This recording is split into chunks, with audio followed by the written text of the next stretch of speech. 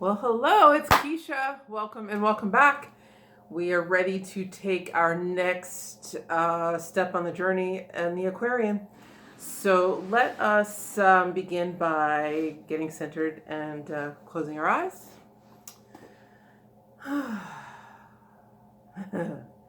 Good thing time is nothing but an illusion. It seems to be getting later and later that we start these, but no matter as long as we're here. So just feel yourself becoming more and more present with each breath. Just take a deep breath in and out. Another deep breath in and out. And just feel all of your power coming back to you. All of the parts of yourself that you've left in conversations and situations throughout the week. Just feel all of that coming back to you, being cleansed throughout the ethers. Only that which is for your highest and best returns to you. With each breath, feel yourself more and more whole.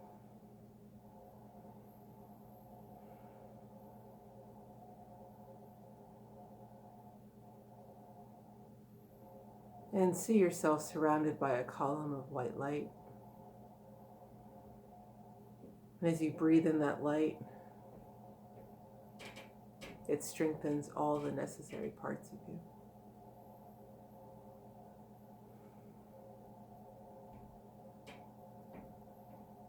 Your power, your wisdom, and your love. Feel it all about you, from within out, manifest and present.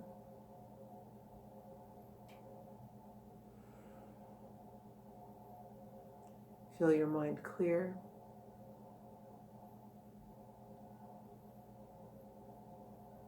And your heart open.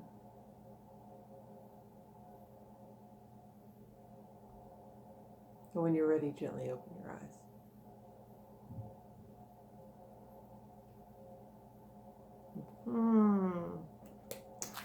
I could come back to this just for that. That was good. That feels good. So, last week there was a mention of the manic laws. Jesus was meeting with the Brahmic priests, and they were reading the Vedas and the manic laws. And I said I'd take a minute to look that up to see what that was about, because that's the first time I had actually noticed it, even though I've read this 2-3 times already. Anyway, I did some notes from some reading, and they are the laws of Manu, also known as Manavadharma Shastra. They're a supplement to one of the arms of the Vedas, which are part of the standard Hindu canon upon which teachers base their teachings. It is 12 chapters comprised of 2,684 verses or sutras. And they cover the norms of domestic, social, and religious life in India around 500 BC under the Brahmin influence. And so it's fundamental to the understanding of ancient Indian society. So it makes sense that they would be reading those in addition to the Vedas, which are also ancient standard Hindu canon. And they come to us either, there are two stories, either 10 great sages asked Manu to recite the sacred laws, or that Manu himself learned them from Lord Brahm, the creator, and thus they are divine. So that's a little backstory on those manic laws. Moving on then to our reading. So we were going to start with chapter 23.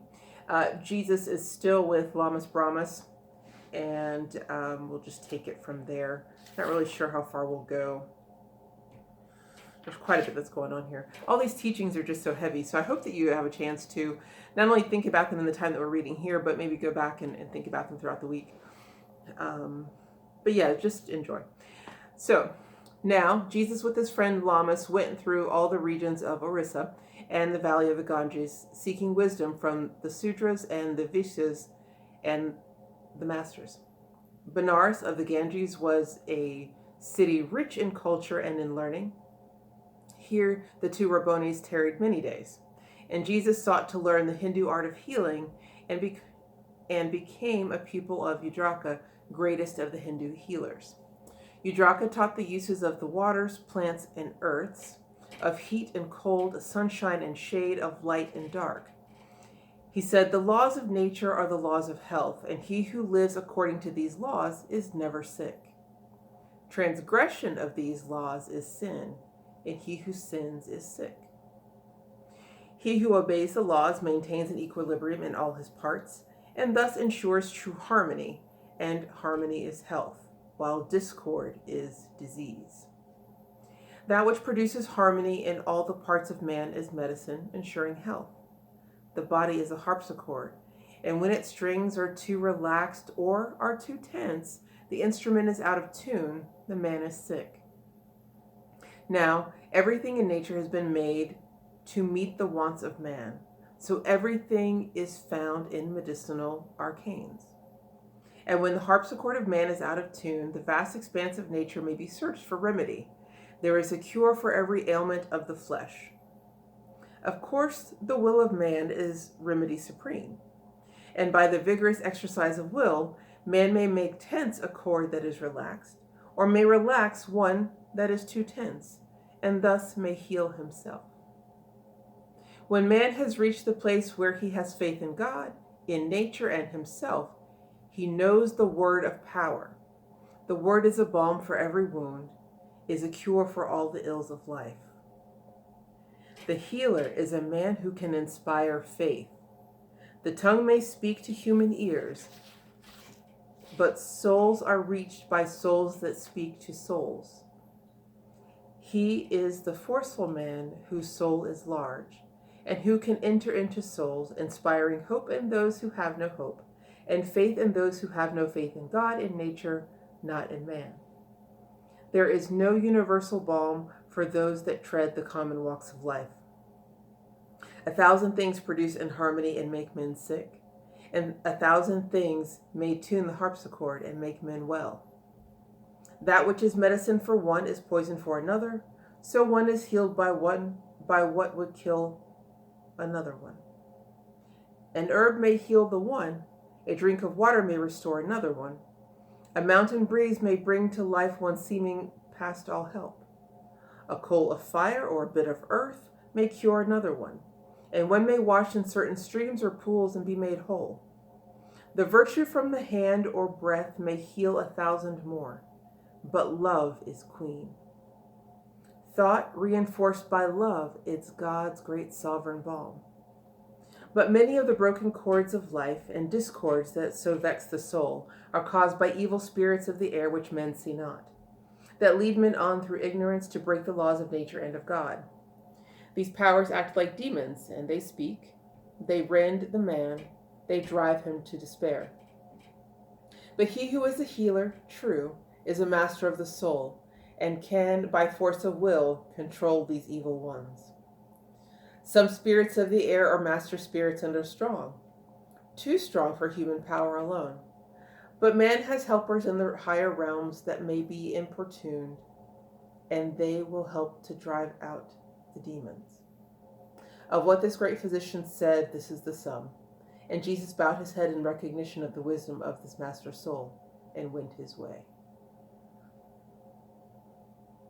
4 years the Jewish boy abode in the temple Jagannath. One day he sat among the priests and said to them, "Pray, tell me all about your views of caste. Why do you say that all men are not equal in the sight of God?" The master of their laws stood forth and said, "The Holy One whom we call Brahm made men to suit himself, and men should not complain. In the beginning days of human life, Brahm spoke, and 4 men stood before his face. Now, from the mouth of Parabrahm, the first man came, and he was white, was like the Brahm himself, a Brahmin he was called. And he was high and lifted up, above all want he stood, and he had no need of toil. And he was called the priest of Brahm, the Holy One to act for Brahm in all affairs of earth. The second man was red, and from the hand of Parabrahm he came, and he was called Kshatriya.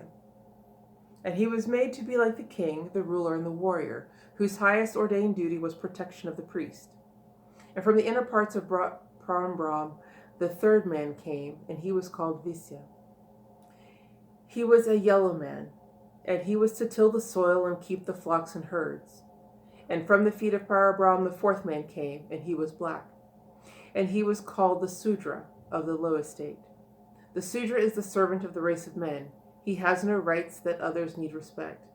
He may not hear the Vedas read, and it means death to him to look upon the face of priest or king or not, but death can free him from his state of servitude. And Jesus said, "Then Parabrahm is not a God of justice and of right. For with his own strong hand he has exalted one and brought the other low."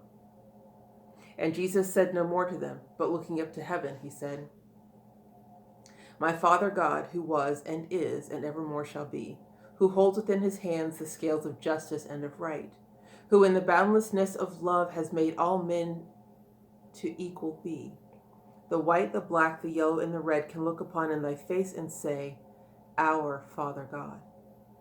Thou Father of the human race, I praise thy name." And all the priests were angered by the words which Jesus spoke. They rushed upon him, seized him, and would have done him harm. But then Lamas raised his hand and said, You priests of Brahm, beware. You do not know what you do. Wait till you know the God this youth adores. I had beheld this boy at prayer when light above the light of sun shone around him. Beware, his God may be more powerful than Brahm. If Jesus speaks the truth, if he is right, you cannot force him to desist. If he is wrong and you are right, his words will come to naught. For right is might, and in the end it will prevail. And then the priests refrained from doing Jesus harm, but one spoke out and said, Within this holy place has not this reckless youth done violence to Parabrahm? The law is plain, it says, He who reviles the name of Brahm shall die. Lamas pled for Jesus' life. And then the priest just seized a scourge of cords and drove him from the place. And Jesus went his way and found a shelter with the black and the yellow men, the servants and the tillers of the soil. To them he first made known the gospel of equality. He told them of the brotherhood of man, the fatherhood of God. The common people heard him with delight and learned to pray, Our Father God, who art in heaven. When Jesus saw the Sudras and the farmers in such multitudes draw near to hear his words, he spoke a parable to them. He said, A nobleman possessed a great estate. He had 4 sons, and he would have them all grow strong by standing forth and making use of all the talents they possessed. And so he gave to each a share of his great wealth and bade them go their way. The eldest son was full of self. He was ambitious, shrewd, quick of thought. He said within himself, I am the oldest son, and these, my brothers, must be servants at my feet. And then he called his brothers forth, and one he made a puppet king, gave him a sword and charged him to defend the whole estate. To one he gave the use of the lands, the flowing wells, and the flocks and the herds, and bade him till the soil, and tend to the flocks and herds, and bring to him the choicest of his gains. And to the other one he said, You are the youngest son. The broad estate has been assigned. You have no part nor lot in anything that is. And then he took a chain and bound his brother to a naked rock upon the desert plain, and said to him, You have been born a slave. You have no rights, and you must be contented with your lot, for there is no release for you until you die and go from hence. And now, after certain years, the day of reckoning came. The nobleman called up his sons to render their accounts. And when he knew that one, his eldest son, had seized the whole estate and made his brothers slaves, he seized him, tore his priestly robes away, and put him in the prison cell, where he was forced to stay until he had atoned for all the wrongs he had done. And then, as though they were but toys, he threw in air the throne and armor of the puppet king. He broke his sword and put him in the prison cell. And then he called his farmer son and asked him why he had not rescued from his galling chains his brother in the desert sands. And when the son made answer not, the father took unto himself the flocks and herds, and the fields and flowing wells, and sent his farmer son to live out on the desert sands until he had atoned for all the wrongs he had done. And then the father went and found his youngest son in cruel chains. And with his hands he broke the chains and bade his son to go in peace. Now, when the sons had all paid up their debts, they came again and stood before the bar of right. They all had learned their lessons, learned them well. And then the father once again divided the estate. He gave to each an equal share and bade them recognize the law of equity and right and live in peace. And one, a Sudra, spoke and said, may we who are but slaves, who are cut down like beasts to satisfy the whims of priests, may we have hope that one will come to break our chains and set us free? And Jesus said, the Holy One has said that all his children shall be free, and every soul is child of God. The Sudras shall be free as priests. The farmers shall walk hand in hand with king, for all the world will own the brotherhood of man. O men, arise, be conscious of your powers, for he who wills need not remain a slave. Just live as you would have your brother live.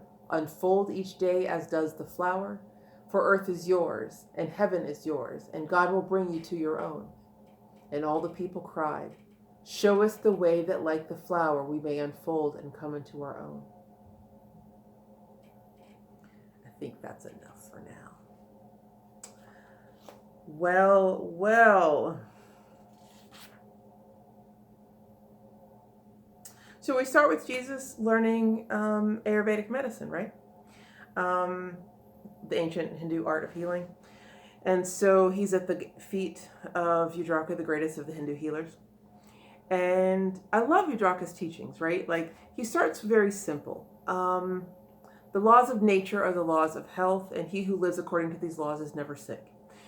Transgression of the laws is sin, and he who sins is sick. To sin is to make a mistake. So he who transgresses and makes a mistake against the laws will make himself sick, which makes sense, right?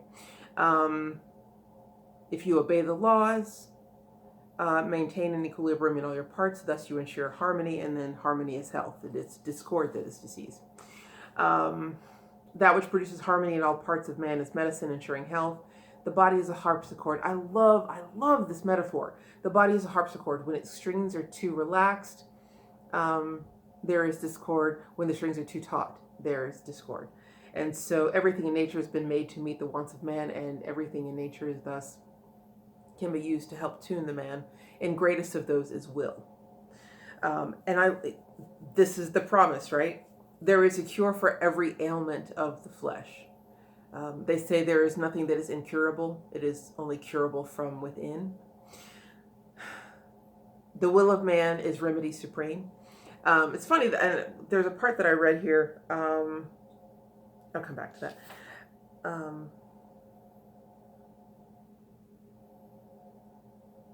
The will of man is remedy supreme, right? We instinctively know what is right for us to do in terms of our health. We can hear that still small voice if we take time to listen to it. And it will tell us, no, don't eat that, eat this. And after a while, so we get conditioned to eating a certain way, perhaps, right? And then there's disharmony in the body. And some small voice inside will say, don't eat that, eat this. But we're not ready to hear that. And so we don't, and then we wonder why there's disharmony and discord, and we go to a doctor outside of self to tell us, what pill can I take to allow me to do this thing my body keeps telling me I'm not supposed to do, so that I can maintain that equilibrium that I once knew before. So you can already see where that creates a disharmony, whereas if we listen to the inner laws of ourselves, then we would remain in harmony. But listening and doing is, yes, perchance easier said than done. I fell victim to that this weekend. And I love that this particular reading points it out to me. So, I have tomorrow to do better. Who is a healer and what is a healer? This is something that I personally aspire to. The healer is a man who can inspire faith, right? We live by example, and those that see us say, how can I be more like that? What can you teach me that I can do that from within? The Guruji, you are you, shows you who you are. And so it's not about follow the teachings that I teach necessarily, so much as it is in the way that I listen to myself and know what is right for me. I encourage you, and I want to teach you how to listen to yourself so that you can find what is right for you. Yeah. I don't know. I mean, I could reread all of this particular section because it's all, well, one, it's also beautiful, but it's also true, right? So the healer is the man who can inspire faith. The tongue may speak to human ears, but souls are reached by souls who speak to souls. So the forceful man whose soul is large, who can enter into other souls, inspiring hope in those who have no hope and faith in those who have no faith in God, in nature, not in man.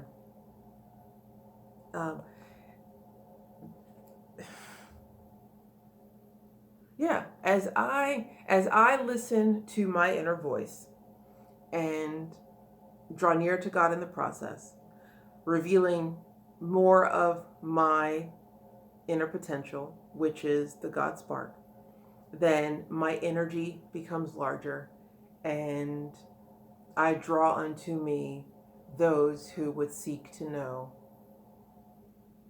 how they can be healed in a like way. That's my goal, and that's what I strive for. I try. Some days I feel like I'm closer than others, but the most important thing is that I continue to try and that I continue to show up. There is no universal balm for those who tread the common walks of life. Yeah, nothing can be done if you refuse to listen to the inner voice.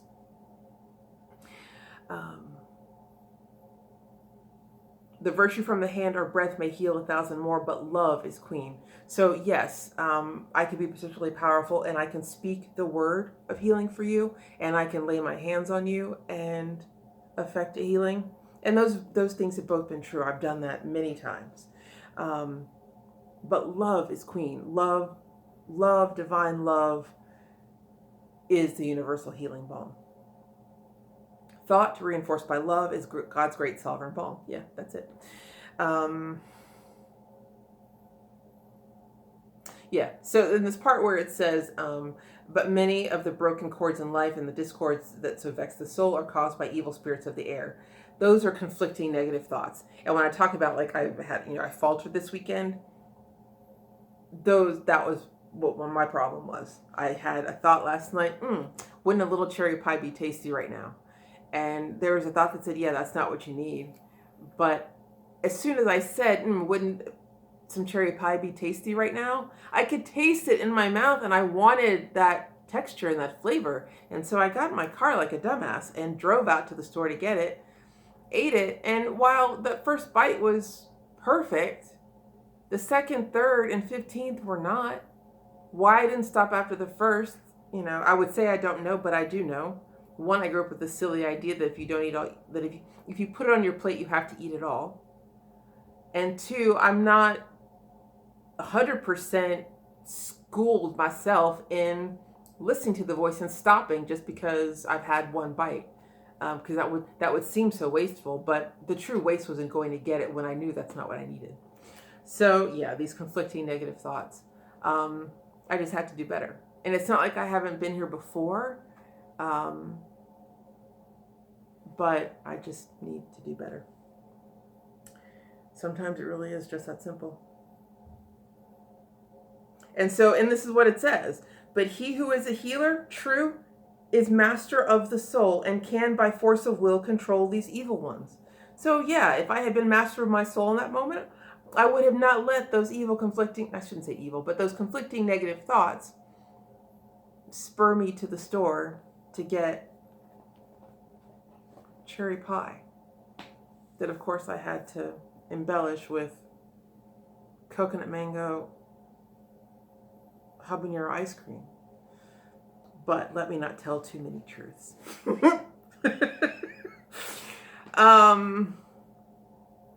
Yeah. Yeah, if anybody's interested in healing, this chapter 23 is just simply supreme. Simply supreme.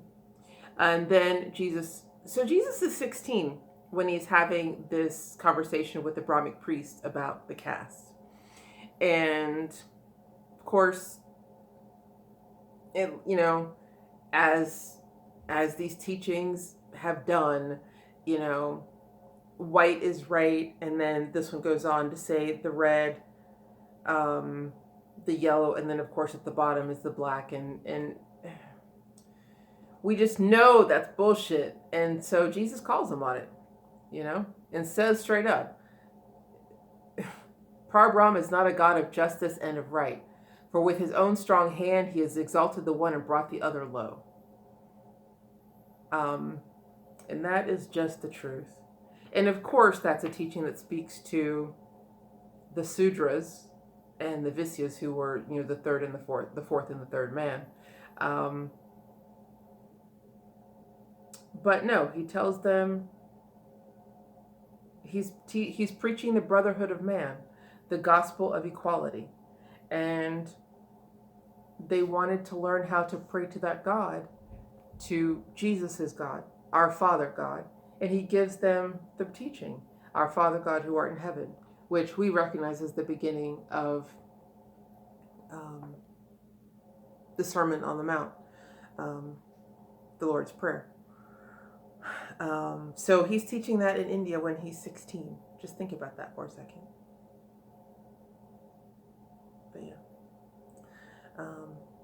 And it got so, he was upsetting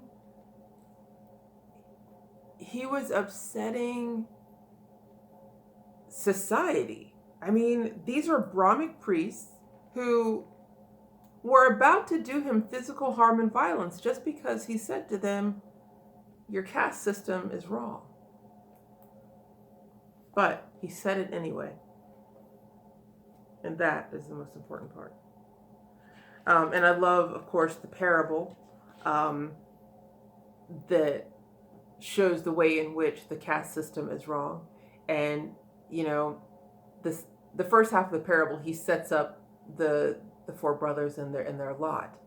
And then when they come back to give account of what has happened to them and how they've used their talents, the eldest three brothers have to go and atone for those debts, and they spend their time in prison.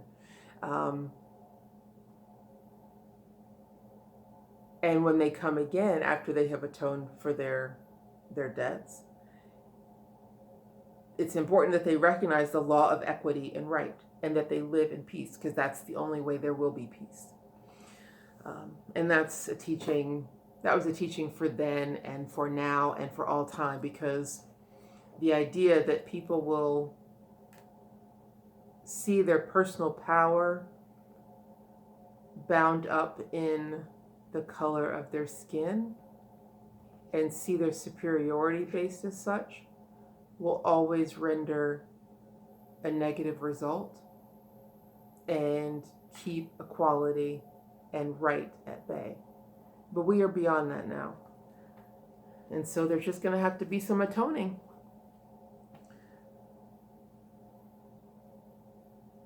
Yeah.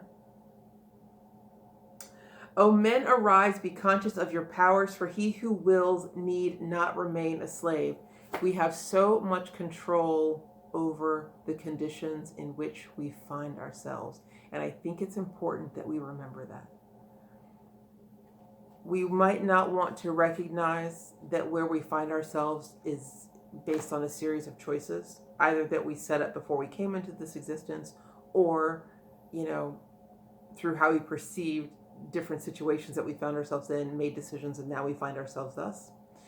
But by our will, we have the ability to change that condition. And that's the step and the path of being the master soul, of making decisions in line with your highest and best. Even if in the moment it might seem that it is difficult, because it is not common and it is not easy. But we're going to do it anyway, because it's worth it and we are worth it.